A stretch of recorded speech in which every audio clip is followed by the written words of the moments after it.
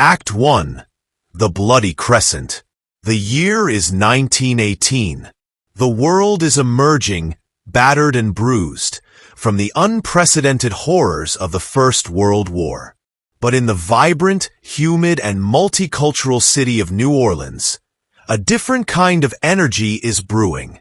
This is the Crescent City, a place of intoxicating contradictions, a melting pot of cultures where the old-world elegance of French and Spanish architecture meets the raw, untamed rhythms of a new and electrifying sound, jazz.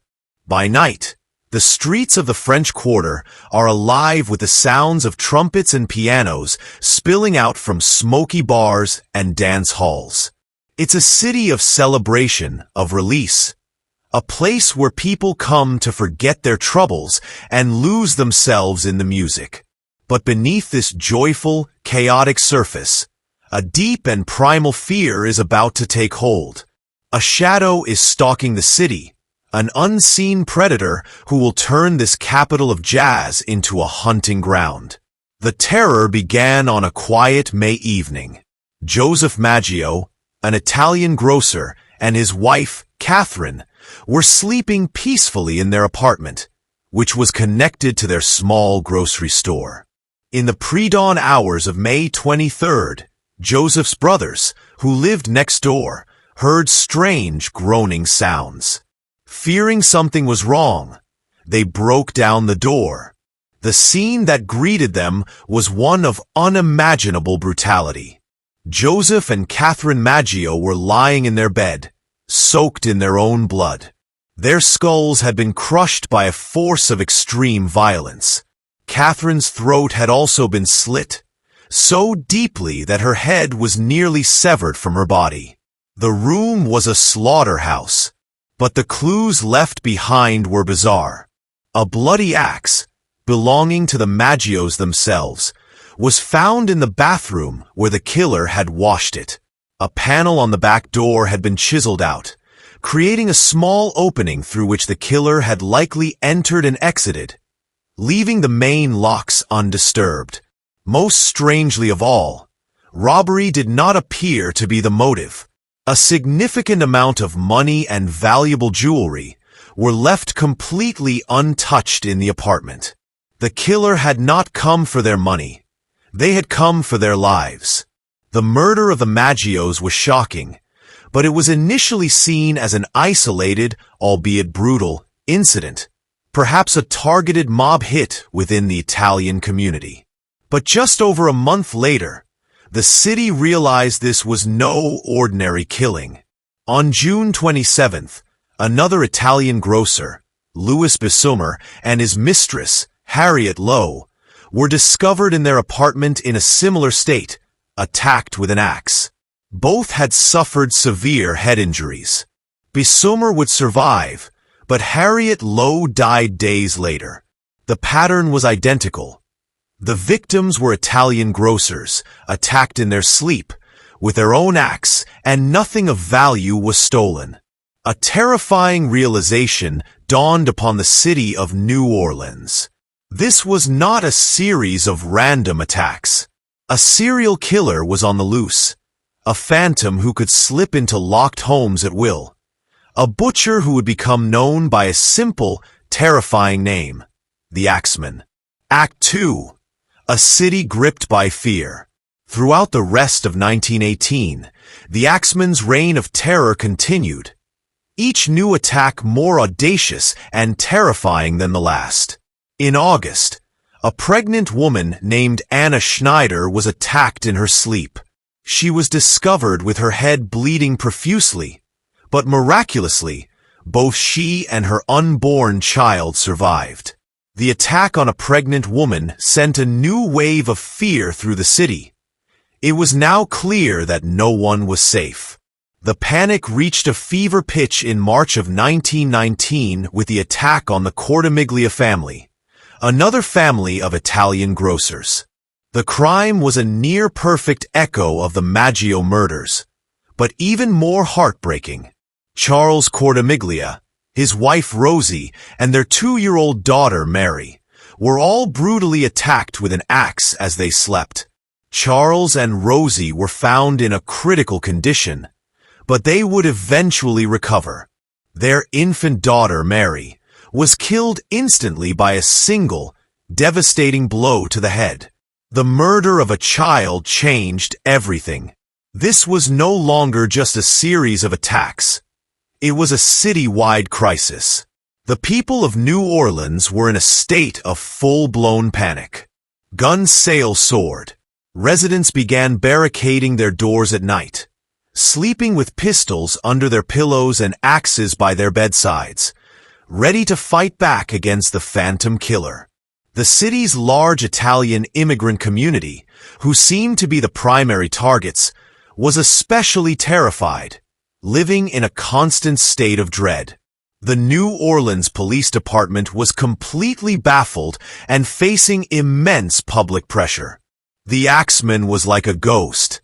He left behind no fingerprints, no witnesses ever saw his face, and his method of entry, chiseling out a door panel, was his only consistent signature. Robbery was never the motive.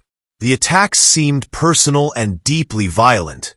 Yet the victims who survived could offer no clue as to who their attacker was or why they had been chosen. In a city steeped in folklore, voodoo, and tales of the supernatural, many citizens began to believe that the Axeman was not a man at all. They whispered that he was a demon, a malevolent spirit summoned from the swamps, or perhaps the devil himself, come to collect the souls of the Crescent City. With no rational explanation and a police force that seemed powerless to stop the killings, the people of New Orleans were left to pray for deliverance from the bloody axe of their phantom tormentor. Act 3. The Devil's Music. Just as the city's terror reached its peak, the Axeman case took a turn from a simple crime story into a bizarre, legendary tale. On March 13, 1919, the major newspapers of New Orleans received a taunting, arrogant, and deeply strange letter, purportedly from the killer himself. The letter, postmarked from hell, was written by a person of considerable ego and a dark, theatrical flair. "Esteemed mortal," it began, "they have never caught me and they never will. I am not a human being, but a spirit and a demon from the hottest hell." The writer went on to mock the New Orleans police, calling them foolish and stupid for even attempting to understand his motives or to catch him. He claimed that he alone knew who he would strike next, and that he could be worse than the ordeal of last year. Then came the letter's bizarre, and now legendary proposition.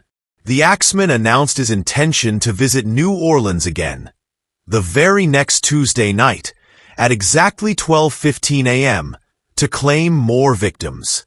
But he offered the citizens of the terrified city a strange and specific way to earn their salvation.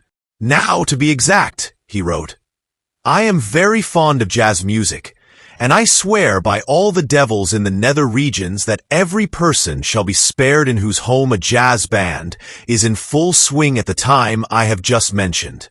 If everyone has a jazz band going, well, then so much the better for you people. One thing is certain, and that is that some of your people who do not jazz it out on that specific Tuesday night, if there be any, will get the axe." The city was faced with a surreal choice: play jazz or risk death. On the night of Tuesday, March 19th, the city of New Orleans responded. The entire town erupted in a cacophony of sound. Every dance hall and social club was packed to the rafters, their jazz bands playing louder and faster than ever before. In private homes, families gathered around their phonographs, cranking up the volume of the latest jazz records, the sound spilling out into the streets. It was a city-wide party born not of joy, but of a collective, superstitious terror. It was the night New Orleans played jazz for its life. And true to his word, the demon kept his promise. The night passed without a single attack. The Axeman, it seemed, had been appeased by the city's musical tribute. Act 4. The Suspects in the Shadows. The infamous jazz night provided a temporary reprieve, but the Axeman's reign of terror was not yet over. Throughout the summer and fall of 1919, he would strike several more times, his attacks remaining as brutal and unpredictable as ever. His final confirmed victim was Mike Pepitone, who was viciously murdered in his bedroom in October of that year. And then, just as suddenly as it had all begun, the attack stopped. After the Pepitone murder, the Axeman of New Orleans simply vanished. He was never heard from again, leaving the city scarred and the police with one of the most baffling cold cases in American history. With no new crimes and no more letters, the investigation was left with nothing but a collection of theories. The most prominent theory has always been that the attacks were the work of the mafia. The victims were almost exclusively Italian-American grocers, a demographic often targeted for extortion by Sicilian crime syndicates like the Black Hand. According to this theory, the Axeman was not a lone madman, but a professional hitman. The victims may have been grocers who refused to pay protection money, and the theatrical, terrifying nature of the crimes was a brutal message to others in the community to comply. The axe, a common household item, was a way to make the hits look like the work of a local maniac rather than organized crime. Another theory suggests the killer was not Italian at all, but was targeting the community for other reasons. Some have speculated the killer may have been a business rival, using the Axeman persona to eliminate his competition. Others have pointed to a more personal motive, like a man who was jilted by a woman from the Italian community and was taking his revenge. Over the years, many individuals have been named as potential suspects, but one name stands out. Years after the attacks ended, the widow of the Axeman's final victim, Mike Pepitone, shot and killed a man in Los Angeles named Joseph Mumford. She claimed to the police that she recognized Mumford as her husband's killer and was enacting her own revenge. An investigation into Mumford's past revealed some startling coincidences. He was a known criminal and had been released from an Italian prison just before the Axeman's murder spree began. He was in New Orleans during the attacks and had left the city shortly after they stopped. While this is a tantalizing lead, there was never enough concrete evidence to posthumously declare Joseph Mumford as the true Axeman. Act 5. The Boogeyman of the Big Easy. After October of 1919, the Axeman's bloody reign came to an end. He vanished as mysteriously as he had appeared, melting back into the shadows and leaving a city forever scarred by his memory. The police investigation eventually went cold, and no one was ever convicted for the brutal series of crimes. The Axeman of New Orleans was never just a serial killer. He became a boogeyman, a permanent fixture in the city's rich and often dark folklore. His story was passed down through generations, a terrifying bedtime story for children and a chilling piece of local history for adults. He was a real-life monster who had walked their streets. The legend of the Axeman, and particularly his bizarre letter demanding a city-wide jazz concert, has become an iconic part of New Orleans' cultural identity. It's a story that perfectly captures the city's unique blend of the macabre and the celebratory. The tale has been immortalized in books, songs, and even popular television shows, ensuring that the memory of the Phantom Killer and his strange love for jazz music will never fade. To this day, the true identity of the Axeman remains one of America's great unsolved mysteries. Was he alone? Bloodthirsty maniac? A professional hitman for the mafia? Or was he, as his letter claimed, a true demon from hell? We will likely never know.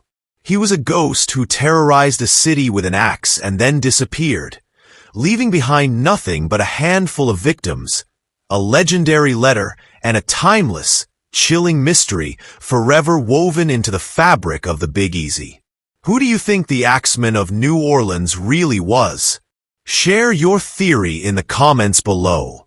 And for more of history's most terrifying and mysterious killers, don't forget to like this video and subscribe to Dark Cell Stories.